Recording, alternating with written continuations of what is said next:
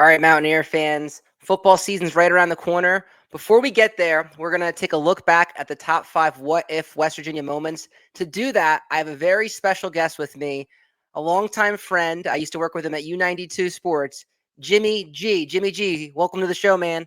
Total pleasure being here, man. I appreciate the invite.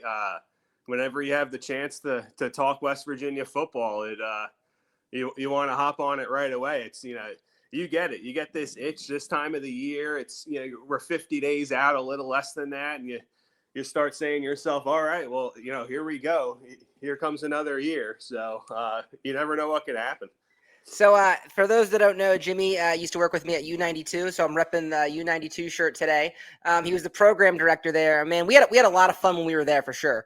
We had great success too. I think we were we won College Radio Station of the Year one year, and the sports team and the music department. We were clicking on all cylinders. So it was a pleasure to be a part of that. I learned a lot. It helped me in my career, and just loved it. It was a great experience. So for those that don't know Jimmy, Jimmy's had multiple stops at different radio stations across the country. You worked in Myrtle Beach for a little bit, I think Kentucky and the Jersey Shore. Is that correct?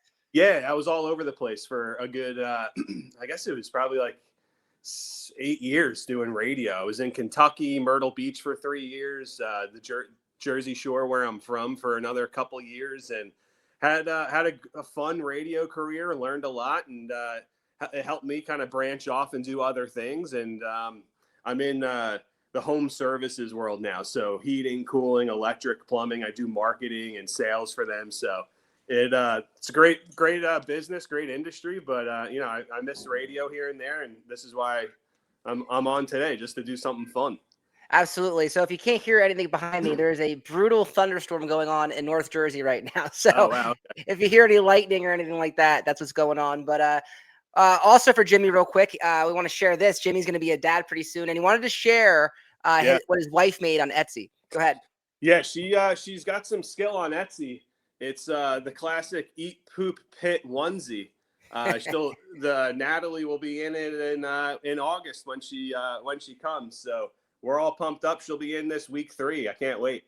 Nothing can be more exciting than brainwashing your kids to be Mountaineer fans. My son, Jack, he's been wearing a West Virginia jersey similar to yours all day, and he loves singing Country Road, so it's fun. Yeah. There you go. Look at that. That's a Rodney Gallagher piece right there. Yeah. But let's go back.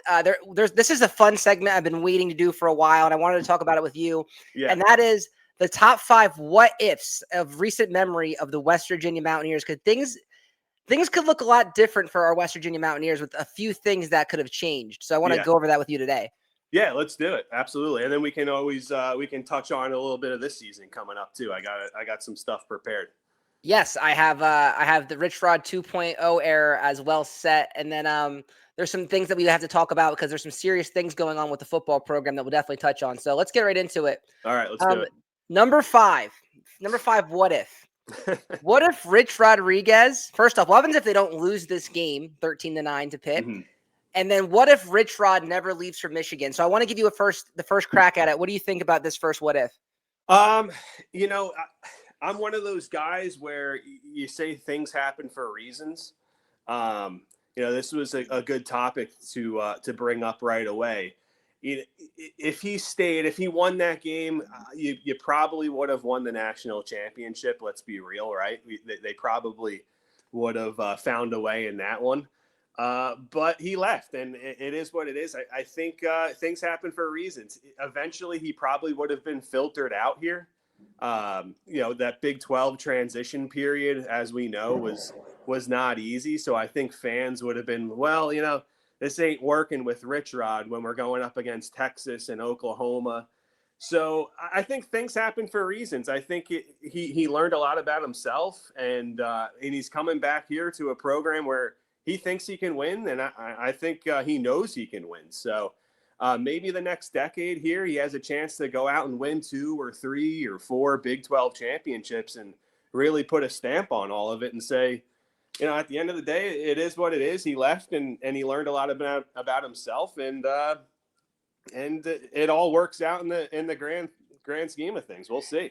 Yeah, I think I think you said it. Like, that's why I had AI actually make me a West Virginia national championship photo, because I think that was definitely on my radar too. And I think the program was rolling. You know, when he left, they were winning 9, 10 games a season, BCS games, and there was no signs of it slowing down. So I think he regrets leaving. But like you said, man, it is what it is. But it would have been interesting to see if he would have stayed, and how long he would have stayed for, and if that would have transitioned into the Big 12. Yeah, I mean, let's be real too. Like the recruiting when he left, like some of the dogs that we had, man, like it kind of fell apart a little bit. So maybe he could have hung in the transitional years when we first got into the Big 12. Who knows? Yeah, it's kind of funny. Like Dana Holgerson was like made for the Big 12. He came from Oklahoma State, and we're going to talk about Dana in a second. Yeah. It seemed like that was a really good fit. Like if it like going to the Big 12 when we did with Dana was a good fit. It would have been interesting to see what Rich Rod did there. But let's go to the next one. Let's do it. This one stings. This one stings. It's number 4. What if? And it's WVU doesn't lose to TCU in 2014. Jimmy, I'm going to give you another crack at this. First off, what do you remember about this game? I know it's going to bring back bad memories. Yeah, this was the worst loss I think I've ever seen in person when it comes to all my teams. And that's coming from a Philadelphia sports fan too. So this one, you know, the anticipation, tent city, you know, we were partying all week, having a blast out at the Mountaineer, and you know, you're up 9 going into the fourth quarter, and you should have won that game, and it would have been a great win. But when you look at it, I kind of did my research too. After that loss, would they have gone to Texas, and would they have beaten Kansas State anyway? I don't know. So, you know, it was a brutal loss, especially in the last second when we could have hit that field goal. But you know, were they going to beat Texas and Kansas State to wrap up the year and potentially get into the Big 12 championship? I don't know, but that loss stings. I'm sure you remember that one. Yeah. So all my friends came down. It was Halloween weekend. It's just, you know, you want to show your friends a good time. So the night before we showed them the town and stuff. And then College Gameday came, which is cool. And we lost. And remember the town just like after they lost that game, the town just went like dead silent. And like, we just went home and went to sleep. You know, this one stung because like this team had momentum. I loved this team that year. Like we had some big wins, some last second wins over Maryland and Texas Tech. And we beat Baylor that year. We're the reason why Baylor didn't go to the college football playoff that year. Yeah. And you look back to week 1 too, you were right there in that game against Alabama. I think there was a dropped pass maybe in the fourth quarter that I don't know who it was by. I don't remember. But, you know, Mario Alford had a great kick return that game, and we were right there with him. So that was a good season. It's just, you know, Clint Trickett, great guy, but he was getting tossed around like a rag doll at some points, and, you know, it was tough. Yeah, that fortunately, after that loss, it kind of sunk the ship for the Mountaineers that season. But a fun team to watch. I love Mario Alford. I was in the press box for that game, and I couldn't cheer when he returned that kick. That Kansas State game, was that bitter cold like Thursday night game? Yeah, it was my last game as a West Virginia Mountaineer, actually. Yeah, so I remember that when Skylar Howard started getting some reps, and we were like, oh, this kid, like, you know, is showing some promise, and then he became the starter the following year. Yep. Let's go to the next one.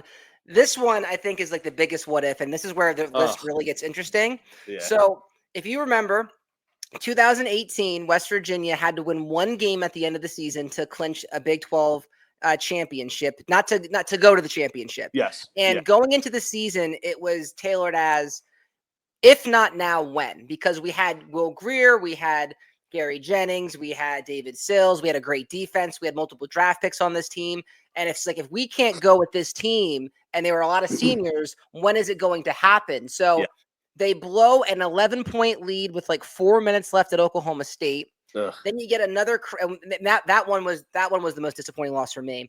And then the next week you play Oklahoma, and then they have this block right here that they called on TJ Simmons that should have never been called. And they don't make the Big 12 championship. And that ultimately led to Dana Holgerson parting ways with the school. What do you think about this one? Yeah, I mean, if you look back at the year, I think, were you at the Charlotte game when we played Tennessee? Did you make the Yes, trip to I that was. one? Me and my wife flew down there. That kicked off the year. Just, it's always nice kicking an SEC team's butt. And that was a great start to the year. But yeah, this falls right into place. And some of those losses, you can start talking about Dana Holgerson's clock management and the little stupid mistakes that happened week in and week out. Whether the offense was firing on all cylinders, the defense couldn't stop someone, or it was the opposite way around. The defense was making plays and then the offense couldn't do anything. But this is probably one of the best teams we've had in the last decade. And it could have gone either way those last 2 games of the year. And I guess the main question is if you did get in, would you have beaten Texas, who you shocked down in Austin that year? Or are you going to beat them 2 times in a row? That you don't know. So we'll never. I don't think they had to win the game. I think they had to make the game. I would have liked to see Dana Holgerson with the unlimited transfers that we have now, because he did he was ahead of the game. If you remember the amount of transfers that he brought in that were contributors, Russell Shell, Will Greer, all these guys that he brought in that were playmakers, they had to wait a year back then. So in this scenario, right? Yeah. If he could have came back another year and there was like the portal back then, he could have just reloaded with guys that fit his system that would have worked. Yeah, it's a great point. Like he was kind of that forefront, like you said, like today's age, but brought it to West Virginia because he thought, he wasn't going to be able to recruit as well and build programs. So he kind of reloaded every single year, or tried to at least. And another dagger. I remember going to Austin and seeing that Texas win when Gary Jennings obviously caught that ball, and that was a great season. It was a fun one. Believe it or not, Skylar Howard winning 10 games is the best year, quote unquote. But then you look at this schedule and it's like, man, we were right there. Yeah, I recently put out a list of the top 10 plays since I've been following the team, which is since 2011, and that Gary Jennings one was definitely number one without a doubt. Absolutely legendary. I mean, and this holding call that's on the screen here, or whatever it was. What was it? Blocking too far out of bounds. Yeah, like I've never heard of such thing in my life. It felt like that one got taken from us, quite frankly. I don't like to say that quite often, and this was such a great game because Kyler Murray versus Will Greer. It was just a shootout and a lot of electric plays. I really miss this team though, man. Like when I watch, sometimes if I'm bored, I'll go back and watch like some games from this, and we look different on film with this team. Yeah, totally. And like just the little things. I remember it was a noon game against Kansas and it was like a gold rush and they weren't playing that good, but you just knew they were going to win that game anyway. And they were top 15. And it was just like, wow, it feels like you have a program back. Right. And, Greer was off that game. I know exactly what game you're talking about. Yeah. It's just, even though they were off this team, sometimes you knew they were going to, find a way to win some games. And then, that Texas win was legendary. And I wish they really found a way to win at least one of those at the end and had another shot at Texas. It would have been interesting. Absolutely. Let's go to this next one. And this one's really interesting, I think, too. What if Neal Brown coached in a different time period? So I don't like to give Neal Brown a pass because I don't think his teams were very organized, and I think they made a lot of mental errors. But totally, where I'm gonna feel bad for him and I'm gonna make an excuse for him is look at the guys that are on the screen right now: Tyke Smith, Hakeem Mesidor, Caden Prather, Winston Wright. He lost guys like Daryl Porter Jr. and Jackie Matthews to the portal. It's really hard to build a program at West Virginia when you have NFL type level talent leaving every year. Yeah, this was a hard one for me to kind of discuss. I think you would have a better opinion than me. I just think he dropped the ball on some of these guys and couldn't hold them around. I guess there's money involved and guys are going to bigger schools and SEC teams. I get that, but man, some of these guys had a chance to do something special here, and I don't think Neal Brown really understood like what it meant to like play at West Virginia. And he had a lot of bad moments, man, with like the soundbite before the Pitt game and his comments last year at some stuff. He just didn't mesh well with the fans. There was absolutely like, could you imagine if like he was back this year and like the excitement around it would be fans would tune out. Yeah, yeah, brutal. And it's like you said, I think he harped on being such a fancy or a headstrong coach, and his guys were well prepared and they're good in the locker room and good in the classroom, but they really weren't doing that on the field during big moments and big plays. Like I think the biggest disappointing thing was like we're going to talk about last year real quick because we're talking about that Penn State game. Like I felt like we were just like tricked last year. Like there was so much talk about this is the best secondary we've ever had, and that team underachieved so much last year. Fed a bunch of BS, and my wife and I, we bought season tickets last year, and we were all pumped up, and this is the year we're going to turn it around. We'll get into it more, I'm sure, but it was just a bunch of BS. It was a lie. It felt like a total lie. And when you're unprepared against Penn State that week 1 at home, and it was a total, it was pathetic. Honestly, you felt embarrassed sitting in that stands when the Penn State band is blowing your eardrums out, getting blown out. And that's what you've been building up for. And he should have been fired after that, in my opinion. Yeah, it was me and my family went down. We spent probably $2,000 on the trip total. And it was so disappointing. I remember having chills. Like we were driving down. I have my kids in the car. We're listening to Pat McAfee the day before, and Morgantown's alive again. And it was a chance for us to get back into it. And the team they did not match up well with them, and they didn't rise to the occasion. There was never a point in that game one time where it was exciting to be a Mountaineer fan. Yeah, listen, Penn State's a beast. I get it, but it was just it was pathetic. And I was at Happy Valley the first time we played them, and we had a better showing then than we did the following year, which made no sense. And I saw you at that game. I remember catching you at that game. Yeah, we were having a blast. It was a great time. And then things come out later in the year when Green is after the years now going to try to be a receiver and all this stuff. It's like, well, maybe you should have. Clearly, Green wasn't ready or wasn't good enough to play quarterback. So maybe in the beginning of the year, you should have started Nico and have Green play slot and do all these things. I think Neal Brown was his own worst enemy. He played his favorites. Keep him. He always played Daggy over some guys, and he wanted Green to have a shot, and it never worked out. And he was just giving the benefit of the doubt to some of these guys, which Rich Rod is not going to do. Yeah.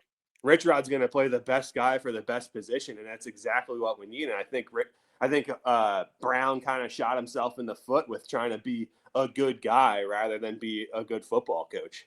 Yeah, I agree. I'm hoping once football season starts, I think looking back at the Neal Brown era will officially be behind us, and we don't have to mention anymore because we haven't been ranked in 6 years, and we never really had a signature win. So let's move on to the next one. And okay. I want to touch on something too, like when we bring up our expectations this coming year, because I think it's good to relate the team upcoming to some of our past teams, which we've been dealing with.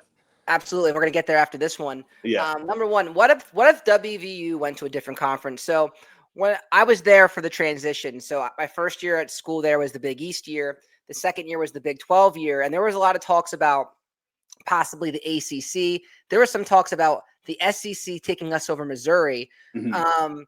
It would have been interesting to see what happened with the program then. I want to get your comments. Do you like being in the Big 12?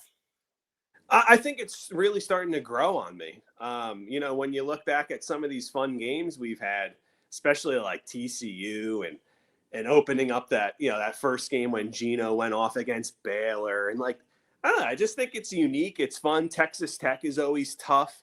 And now that you have Dion coming into town with Colorado and being able to travel to Utah and BYU, I mean, that's some pretty cool stuff. It's difficult because I think everyone's very much the same in a sense.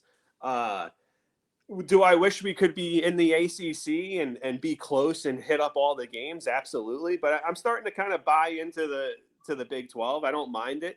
SEC, I don't think it would be good for us for obvious reasons. I think we would be bottom feeders. ACC, I think we would fit right in as well and play really good and be up there with the top.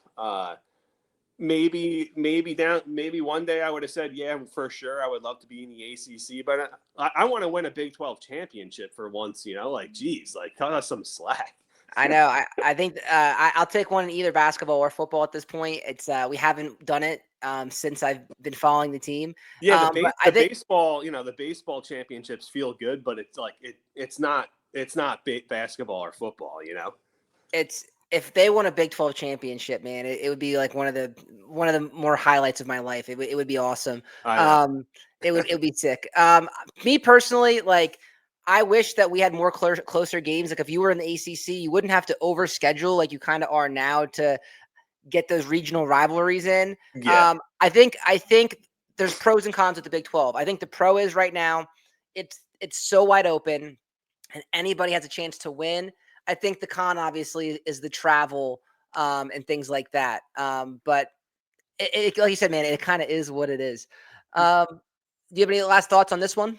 No, like, obviously playing NC State and UNC and Pitt and like on a conference basis Virginia Tech would be fun.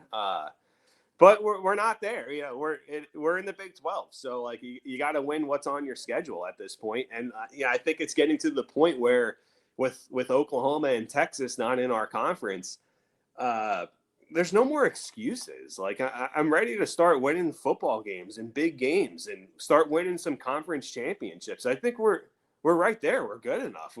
Let's put it all together here. So that's a great segue for here. So yeah. Rich Rod Era 2.0. So let's go down this one by one. I want to get your expectations going into this season. My expectations for this team, I don't know like wins and losses yet. We can look at a schedule here. But my expectations are for everything to be outright smoother, better. I think that the coaching will be stronger, more headstrong. The play will be exciting and in your face and a dog mentality, hard edge mentality, like Rich Rod says. I think all phases of the game are going to be better. So my expectations, they say we're going to be last in the Big 12. I'm not buying that. My expectation is for this football team to be right up there and in the hunt to win this thing. He has guys from his old team, Jacksonville State, coming. I was looking at the roster. There's a ton of redshirt seniors from other schools. You can really reload here. Look at Indiana last year. Who would have thought? Look at Arizona State. Why not us? So I don't know if they're going to go out and like win 10 games or whatever, but I think my expectation is for this football team to be outright better than what we've seen in the last decade. Like, why not? Yeah, man. I think people, speaking of Jacksonville State players, I think two that you need to talk about are Cam Vaughn and Fred Perry. Those are the two big ones. Fred Perry has like that Carl Joseph vibe, and then Cam Vaughn, he caught 48 balls as a freshman last year, so he's good. One thing that might affect this expectation though is this one here. I'm not sure if you've been following this recently in the news, but there's 4 players right now that were left off the Big 12 media guide: Jamori Robinson, Harrington, Jeffrey Weimer, and Ty Edwards. The biggest one is by far Jamori Robinson. If he's not eligible, it's going to hurt. And I can't even front about that one. That's going to hurt if Jamori Robinson isn't. Why do we always have to deal with this stuff? I feel like it's only us, like especially with a basketball team a few years ago, just like always needing guys to get eligible. What it's something against us, I feel like. Yeah, I know. It's like I said the same thing. This would be the most classic West Virginia thing where you're excited about Jamori Robinson. Like today, I was playing NCAA football, I had a sack with him, and I'm just like, this is very bittersweet because I'm not even sure if he's going to be on the team. So I think if they don't get eligible, can they play next year? Like, what's the ruling on this? I think they're out of eligibility. I think they need waivers. So that's a lot of them have for the kids.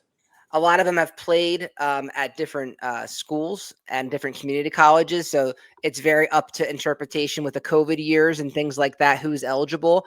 I think the two that would hurt the most are obviously Robinson. I think Harrington, the safety. Weimer, I feel pretty decent at wide receiver. And Ty Edwards, it's our best room. So I think they could all play and all do well. But Robinson's the big one. If we get him, I'm not too worried about the other ones, and I'd like to get Harrington back as well. Yeah, and I saw an interview with Zach Alley recently saying, what he's most excited to see or pleased about after summer or after spring ball or going into the summer. He thinks our D-line could be pretty solid. Like, it could be an underrated facet of this team that not many people are talking about. So we'll see. Yeah, there's another guy, Eddie Kelly Jr. from Missouri that came in. Yeah. Braden Siders from Wyoming, and Eddie V. And I heard today on the one podcast I listened to, Corey McIntyre is making a lot of noise. Too. So the D line should be good. They need to be good. I mean, let's be real here. Like that 1-2 game, that home and home against Kansas State and Iowa State last year was an absolute joke up front. I mean, they got manhandled, and it's like I hate to bring it up again, but Neal Brown's 4th or 5th year, whatever it was, I don't even remember. For his O-line to be and D-line to be manhandled like that far in his tenure was disturbing, and it was just brutal to watch. And that expectations and what's a successful season look like, we got to get some dogs and some guys who are looking to pancake some guys and get a little physical up front, because these boys from Kansas State and Iowa State and seeing them just go down our throats, I can't handle it anymore. There's no, like you said, man, there's no reason as a program that we can't compete and there's no reason. It's not like we're playing Texas anymore or in Oklahoma where the talent gap's not there. Like, we're recruiting in the same, we have the same prestige as a school. Like, we should be right up there with them. All right. So let's talk about, how many wins? If I said to you, Jimmy, how many wins would satisfy you this year? You think it's a successful season for year one? How many would you need? I'll take 8 wins. Okay. I think that's always a good. If it's 7, you say to yourself, it's not that good of a year. If it's 8 wins, okay, not bad. 8 wins plus a bowl, right? A bowl win. You can get to 9 wins. I know Rich Rod, previously, his first year at other places and when he first started coaching with us, I think he only had 3 wins. So I hope that's not what it's going to be like. I don't think he thinks it's going to be like that, because I think he reloaded in some sense and got some guys he knows can play pretty good. So I'll take 8 wins and plus a bowl win. I mean, hell, 9 wins is better than what we've kind of been seeing anyway. Yeah, I think for me, I'll take 7. I think the schedule is what it is. I for 7 for year one would feel good. I think for me, it's not even about the win total, really. It's about, I want to see some signature wins, and I want to see some signs of hope, and I want people around the country to be like, wow, look what West Virginia's doing. Watch out for them next year. Totally fair. I was looking at the schedule today, and we don't need to go totally deep into it. But before that first bye, I think if you can go 4-2 or 5-1, you gotta be pretty pumped up about that. Robert Morris, Ohio is going to be tough, but I think you kind of break away in the second half with the guys you have. Pitt is just all out, obviously, dog mentality, payback on your mind. And then the Kansas, Utah, BYU. If you could split, if you can go 2-1 and say you don't want to be 1-2 going into that bye, especially 1-2 in the Big 12. But hell, I'll take 4-2 to start the year, and then it kind of lightens up. That you go to the bounce house, and then you're home against TCU, which obviously is always a toss up, but you're home for that. So, maybe I'm psycho and maybe I'm a total idiot, but they can be right there this year. Why not? I think so too. I think we need I don't understand why Mountaineer fans or people around the country are just chalking Kansas up as a tough game or a loss, or even Utah. I understand Utah as a quarterback that's coming from New Mexico, and he rushed for 1,000 yards last year, but he had 12 touchdowns and 12 interceptions. So and they're coming to our place. I think we need to raise our expectations a little bit. We can't just be all right, well, it's going to be a rough season. No, you have 70 new players find a way to win these games. You have a new coach with a new chip on your shoulder. Yeah, I mean, like, how brutal is it that BYU 10:30 at night on a Friday night? Like, you know what I'm gonna be doing the post game pod reaction at like 2:00 in the morning. Yeah, what did we deserve to like have to go there at 10:30 at night? On a Friday. Yeah. So let's finish it up with this. Like, yeah. What's a disappointing season look like? So like, like, is there a win total? Like, what would make you just be like, man? I think I'm kind of reiterating what I've been saying. I want better. A disappointing season would be being bad up front, not figuring out your quarterback situation, like literally what we've been dealing with for the last 5-6 years. Like, are the corners going to be playing 15 yards off the ball when the offense needs 5 yards? Like little things like that can hopefully show us, okay, here we go. This is going to be a good decade of football here. Like, and I think if we're not doing those things, that's going to be a disappointing season. So maybe not wins and losses, but the little things and how we're playing the game like we've been seeing the last handful of years. Strong in special teams, maybe some creative plays, some big wins. Like you said, if you can go to Provo or whatever it's called in BYU and go sneak out a win, hell yeah, like hang your hat on that. Little big wins, good football, no dumb mistakes, and just having a hard edge. I want to see some big hits and some nasty mentality week in and week out. It needs to happen. Yeah, I agree, man. I totally agree with you. There's some games that are going to be big. Like Texas Tech spent a lot of money in the portal. Arizona State's coming off the year, but yeah, those games are late in the season. So I think that Rich Rod's teams have shown they've gotten better throughout the season as they go along. So it should be exciting, man. It really should. Any last things you want to say before we wrap this up? No, I really appreciate the time. Had a blast being on here. I'm excited. I got a lot coming in the next month or so. I got a baby girl on the way, first kid for us, so we're in for a rude awakening, but a happy time. And then we'll be ready to go for some football season. I can't wait. Listen, man, so both my kids are born in August, and they were both very, very close to me missing some games. I know Matthew, my youngest, he was almost born during the second Penn State game, and I almost wasn't able to go, but he came a little bit early, so it was lucky. But I'll say this, being a dad is the greatest like joy that I've had in my life, and I know you're going to be awesome at it. And there's nothing better than sitting there on your couch with your kid watching the Mountaineers play. Yeah, I can't wait. It's gonna be awesome. Brainwashing her already, and she's not even here yet. Absolutely, man. Listen, I really appreciate your time. Don't be a stranger to the show. I know you're going to have your hands full, but if you ever want to come back on and talk Mountaineers, you can come on whenever you want, man. Absolutely. Let's go Mountaineers. Hey, you never know what could happen, right? This could be one for the books. I hope this is the season that really changes everything. But for Jimmy G, for Jersey Ear, we'll talk to you next time.